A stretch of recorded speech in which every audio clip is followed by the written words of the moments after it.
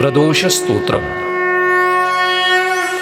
जय देव जगन्नाथ, जय शंकर शाश्वत, जय सर्वसुराध्यक्ष, जय सर्वसुरार्चित, जय सर्वगुणातीत, जय सर्ववरप्रद, जय नित्य निराधार, जय विश्वंभराव्यय, जय वैश्वकवन्द्येश, जय नागेन्द्रभूषण, जय गौरीपते शंभो, जय चंद्रार्धशेखर, जय कोट्यर्कसंकाश, जयानन्तगुणाश्रय, जय भद्रविरूपाक्ष, जयाचिन्त्य निरञ्जन, जय नाथ कृपा सिन्धो, जय भक्तार्तिभञ्जन, जय दुस्तर संसार सागरोत्तारण प्रभो।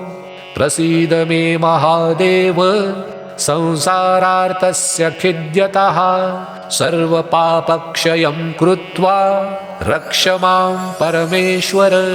महादारिद्र्यमग्नस्य, महापापहतस्य च, महाशोकनिविष्टस्य, महारोगातुरस्य च, ऋणभारपरीतस्य, दैहमानस्य कर्मभिः ग्रहैः प्रपीड्यमानस्य, प्रसीद मम शङ्कर।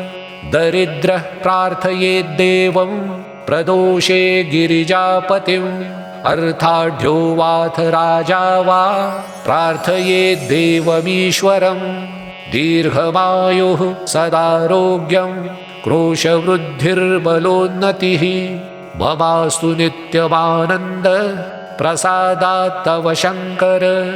शत्रवः संशयं यान्तु, प्रसीदन्तु मम प्रजाः, नश्यन्तु दस्यवो राष्ट्रे, जनाः सन्तु निरापदाः।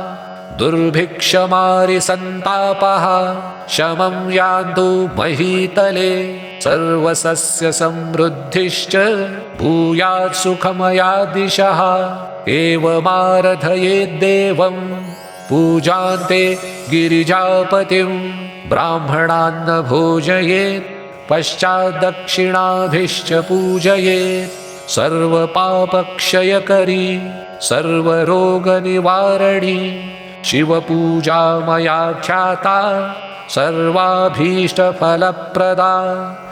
इति प्रदोषस्तोत्रं सम्पूर्णम्।